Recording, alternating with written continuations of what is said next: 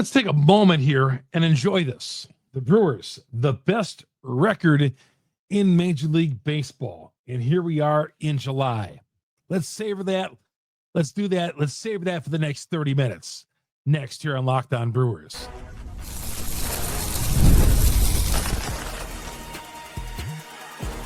You are Locked On Brewers, your daily Milwaukee Brewers podcast. Part of the Locked On Podcast Network, your team every day. 11 straight wins for the Milwaukee Brewers. 11 in a row, 60-40 on the season, and in first place all by themselves for the first time this season. They go into Seattle, and now they're 4-0 on this road trip, and the winning just continues with these guys. Hey, everybody, Chuck Freeman, Locked On Brewers. Good to have you along here. Proud host of Locked On Brewers, longtime sportscaster here in the state of Wisconsin, long-suffering Brewers fan, my favorite sports team here in the state. And, yep, little background on me. I grew up in the state of Wisconsin, grew up in Greendale, on the south side of Milwaukee, went to games from the 70s on up. And here we are with this team doing what they are doing. Amazing. I can't believe it. I can't believe it. Now, I know it's only the regular season, but to look at the standings right now and to see them in first place, and not only that, I mean, when you do the composite standings of all of Major League Baseball, to see them have the best record in baseball, it's so surreal. Considering as well, they started off 0-4. 0-4 at one point, and they were outscored in those first four games 42-15. Their pitching staff looked just atrocious. Just atrocious. Then at one point, as we know, they were 21-25 in mid-May. On the nightly walk to nowhere, the Brewers were on the nightly walk to nowhere. And I remember the tweets, and I remember seeing the comments, and I read all the comments on YouTube. On YouTube, sometimes I don't respond to the comments on YouTube, but I read them. Trust me, I read them. I get a lot of comments. I get comments on Twitter, in Facebook, and YouTube, and keep them all coming because I read them all. That's the first thing I do every day. And I remember in May, people were talking, this team is going nowhere. And I did think at one point at May, it was creeping in that maybe this is a lost season. And I had said here on the show, I think the division is out of reach. There were 6.5 games out of it. I don't think they're going to catch the Cubs. I think they got to start focusing on the wild card. And this was like early June even. But maybe they got to start focusing on the wild card. But since they were 21-25, since the Brewers at one point, their low watermark at 4 games under the 500 mark, they have gone 39-15 with a bunch of nobodies, as Murphy would say, average Joes. They hit the 100 game mark, and they had the best record in Major League Baseball. Unbelievable. Certainly not it doesn't help the argument for the owners who are trying to get a salary cap. And yes, just because the Brewers are doing this does not in any way think, do I change my mind thinking, oh, the Brewers can still win. No, there's still postseason games to win, but I'm not even going to think about that right now. I just want to enjoy what the Brewers are doing. This 11 in a row and one more win away from 12 in a row for the third time in Brewers history. And you know what happens? George Webb, terrific breakfast spot in the state of Wisconsin. Every region of the state, I think, has got their spots. And in Wisconsin, it's George Webb. Although there's nothing north of Milwaukee with George Webb. There used to be one in Fond du Lac. I don't know if there's one in Appleton anymore. There was a couple of years ago, but it's widely known. It's 24 hours, get breakfasts and all that. But they have had a long-standing promotion forever that if the Brewers win 12 in a row, they give out hamburgers. Dollar hamburgers. It may be dollar hamburgers. It probably cost them $0.25 to make, if that. But the publicity they get is priceless, and it's just an amazing thing. So they've done it twice. in 1987 when they started off 12-0, and in 2018 when they won their final 12 games of the regular season. They teased us earlier this year, the Brewers had won 8 in a row. All right. And there's been other winning streaks along the way. I remember in 1997 them winning, and they didn't have a very good team. No, 1997. I want to say 2003. Wasn't a very good team, but they had won 10 in a row in August.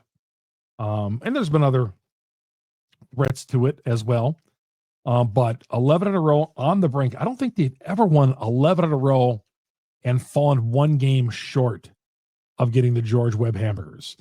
All right. I don't think that's ever been the case. But here they are. Have a chance at a third time. And again, it's only the hamburgers. So the hamburgers, I still remember the coupon my dad got from 1987. I got that somewhere. I maybe I'll bring it out. I know it's somewhere. It's somewhere in this entire studio here. But I'll find that, and I'll show it on YouTube tomorrow, especially. If I find it, I'll show it tomorrow, especially if the Brewers win. But it's just good times. And I put out a tweet tonight saying, I don't remember the last time the Brewers have been this good in July on this type of run. And then Adam McCalvey put out a piece that the Brewers have not been the best team. He put out a tweet. The Brewers had not been the best team in baseball this late in the year, best record in baseball since 1982 when they went to the World Series. And let's face it, the last few years it's been pretty good, but they haven't had the best record in baseball since 1982 in July. That's quite a comparison. Again, none of us saw this coming. This is still a little surreal, right? It is surreal. If it would have happened in previous years, yeah, but again, we thought this team was on a nightly walk to nowhere at one point early in the season, and then mid-May. Didn't see the pitching staff being this great. Brandon Woodruff, we'll touch on him. Brandon Woodruff, 6 innings, 2 hits. In his 16 innings he's pitched over 3 starts so far, he has not allowed a walk. He's got 23 strikeouts. I mean, the guy's been amazing. Now, as good as Woodruff was tonight, and Ashby was good in relief, and Ashby has kind of been an unsung hero on this team out of the bullpen. As a lefty, kind of an unsung hero. Now, the Brewers combined for their 10th shutout of the season. 10th shutout of the season. Coming off a 6-0 homestand. I'm not throwing a lot of numbers at you. Coming out of a 6-0 homestand right before the All-Star break. A win on Tuesday would put them to 5-0, and then Wednesday could get them a 6-0 road trip. I don't think that's ever been done either.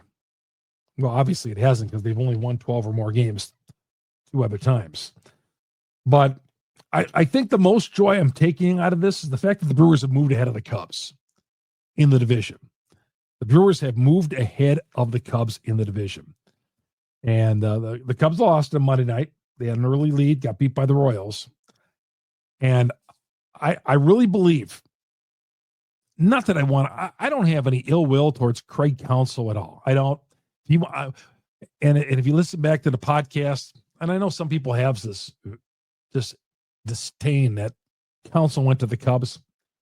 The guy went for the $8 million and a chance to be on the storied Cubs. And I'm certainly not writing off the Cubs, because the Cubs got one of the best records of baseball as well. They're 1 game behind the Brewers. But I think if the Brewers win this division and the Cubs tank out in the postseason, Craig Counsell will either lose his job, or I feel like he'll be teetering. At the very least, he'll be teetering going in the next season. Nothing official. That's just a gut feeling. He takes over the franchise, the manager of the Cubs, and they lose 2 years in a row, lose out to the Milwaukee Brewers, when the Brewers, again, on paper, clearly have inferior talent. than the Cubs. We think, right? Not really though. But the Brewers got the best record in baseball, so I guess they don't have inferior talent to the Cubs. I mean, they're just getting it done, finding ways to just nickel and diamond teams. But I think Counsell will lose his job. Let's take, for instance, Monday night's game. Brewers are no hit through 5 innings. And we've been there before as Brewers fans, where we're sitting there thinking, okay, here's another one of those games for the Milwaukee Brewers where scoreless, they're going through a little drudge offensively, but suddenly they wake up.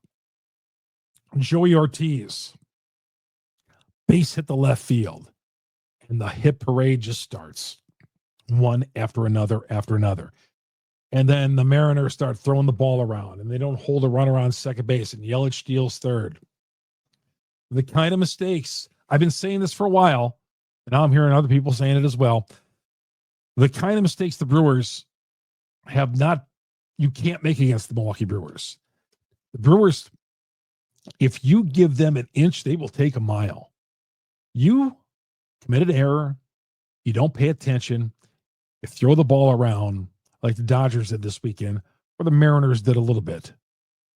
They got a little lazy, they fell asleep a little bit. The Brewers will just take advantage. They will squeeze the life out of you.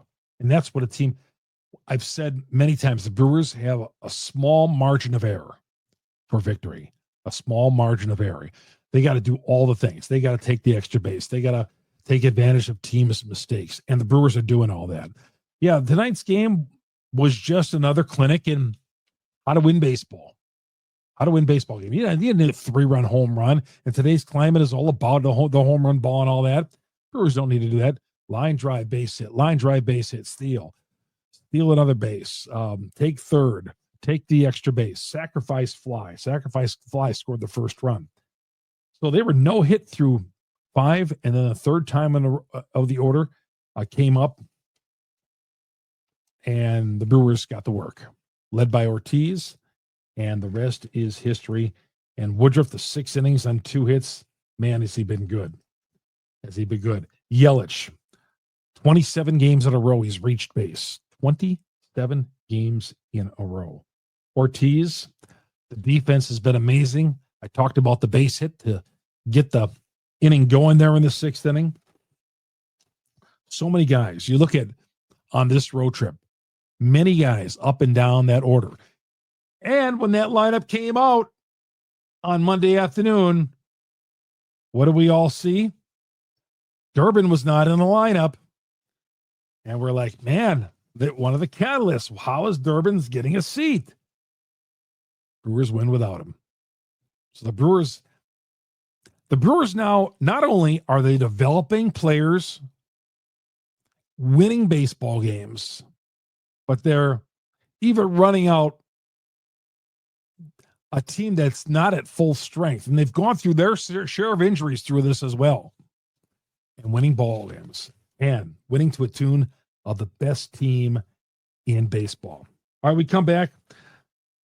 We'll tell you about a power ranking where they're number 1, a potential trade. I don't even want to hear this. I might have listened to this about a month ago, but I'll throw it to you anyway. There's a trade rumor out there involving the Brewers, involving a couple of players. We'll get to that coming up next here on Locked On Brewers.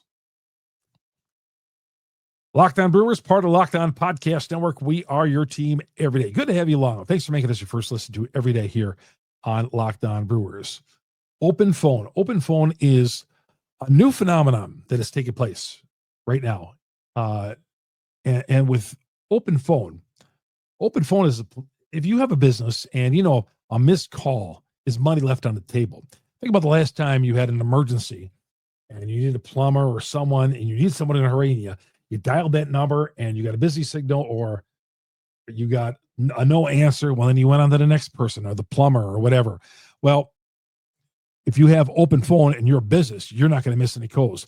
OpenPhone is the number 1 business phone system that helps you streamline and scale customer communication, all from an app on your phone or customer or computer. You're never going to miss.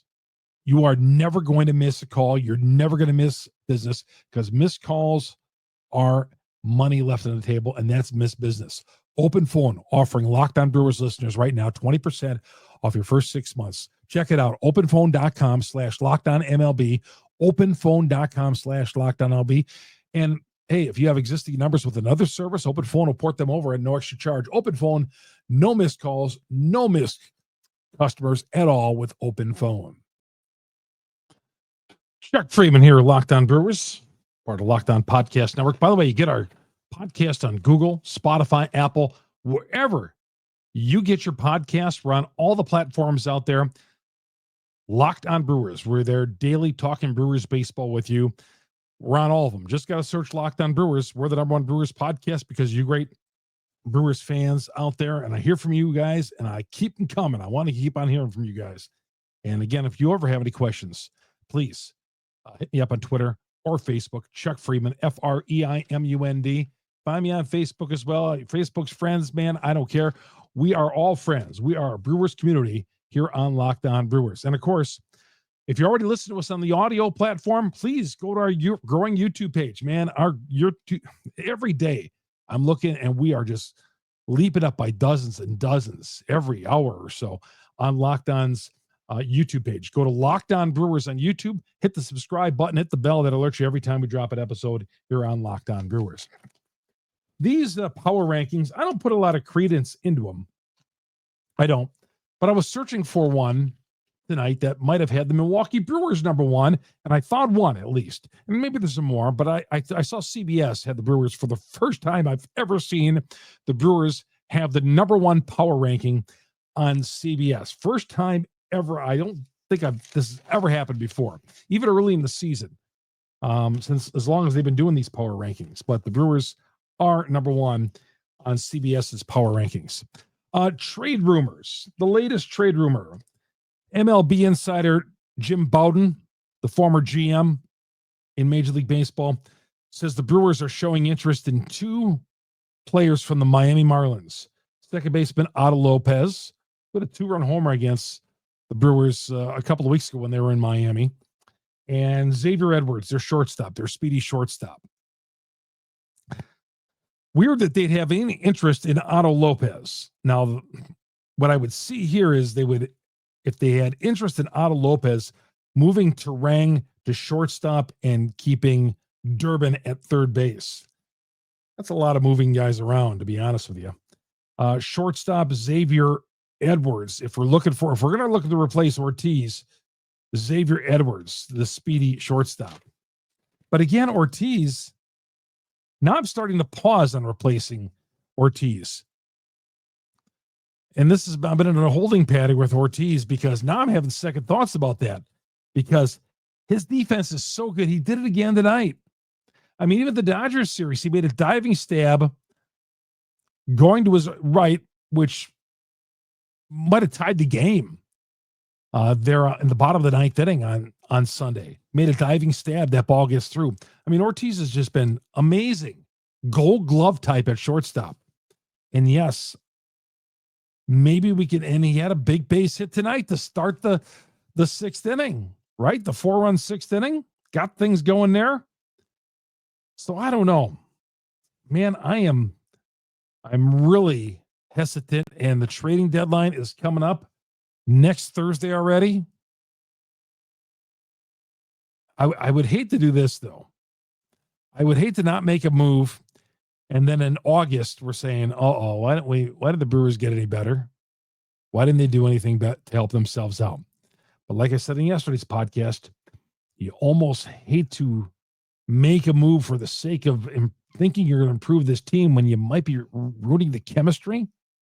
But just want to throw out, I saw Jim Bowden, MLB insider, says the Brewers are, according to him, are showing interest in Otto Lopez, the second baseman for Miami, and Xavier Edwards, the shortstop from the Marlins. A lot of people in Seattle, a lot of Brewers fans. I heard from a fan today, I saw in my comments on YouTube, a fan from Vancouver is coming down to Seattle to catch one of these games in Seattle. Good for you. A lot of fans. Did you hear? I mean, the Mariners are having a decent season, right? They're in the chase for the American League West title. trying to track down Houston. They're second in the wild card. At least they were going into the night on Monday night. But man, the Let's Go Brewer chant was alive and well in Seattle. I had never heard that on the West Coast.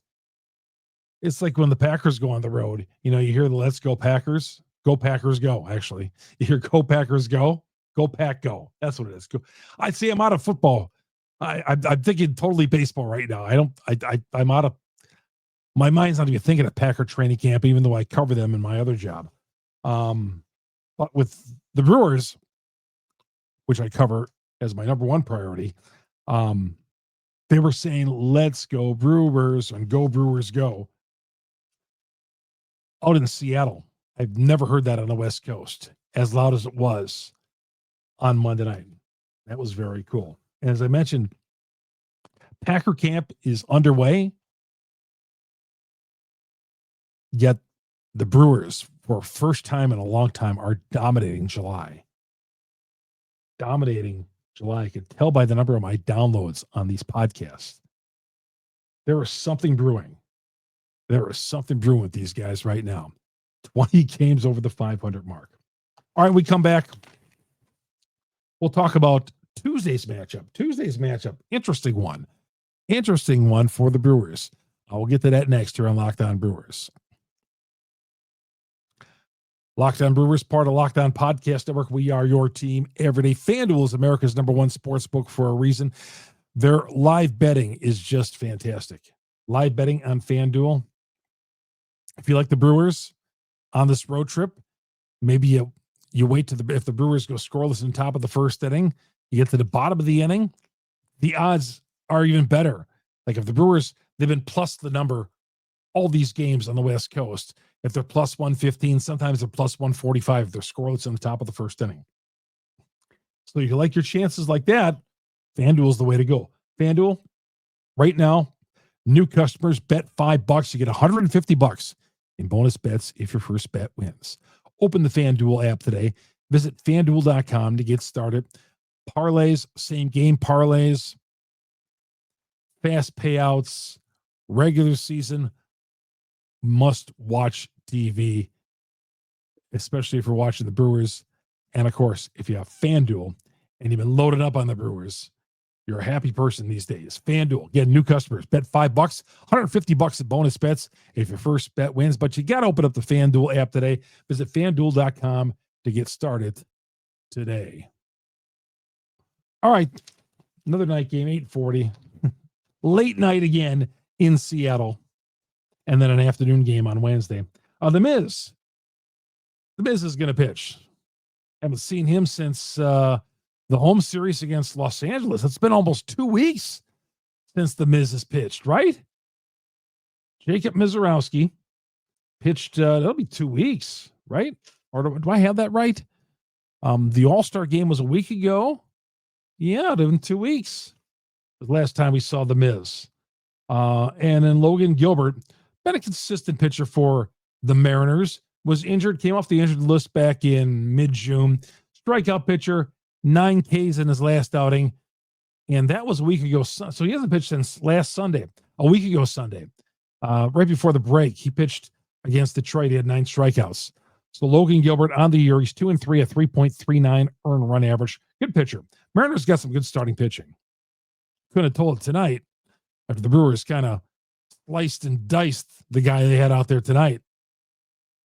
Logan Gilbert against the Miz. And I see the Brewers are a slight underdog. Pat Murphy also said before the game tonight, Brewers are going to be starting to manage the workload of the Miz and Woodruff. I got some messages wondering why Woodruff was taken out after 6 innings, because he was really economizing his pitch count tonight, right? I mean, there's one inning he went, 7 or 8 pitches. He was flying along. In fact, that game was flying around. Through an hour, they were through 6 innings. An hour of real time, they were through 5 innings. Brewers were batting in the top of the 6th, and the game was only an hour old. But part of it is because Woodruff was just great. He was mowing him down. Ground out here, a little fly ball here, nothing serious.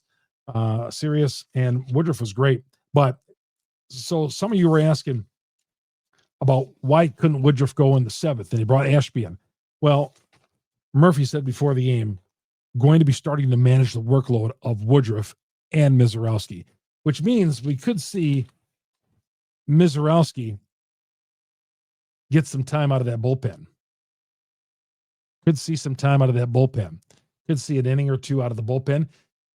We might see maybe an opener. Now, he's scheduled to start on Tuesday, but I could see a situation where they have an opener, go for a couple of innings, and then bring Miz in the 3rd through 7th innings, something like that, right? Brewers have done that with Priester, opened up with an opener with D.L. Hall. So I can see that. But Murphy said before the game, they're going to start managing the workload of the Miz and Woodruff. Very, very interesting. All right.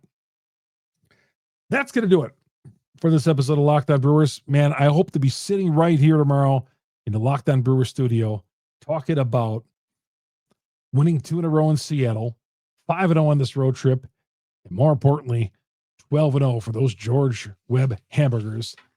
Actually, most importantly, staying in first place all by themselves in the NL Central. For the first time this year, the Brewers are first place in the NL Central. The defending champs are the best team in Major League Baseball, best record in baseball.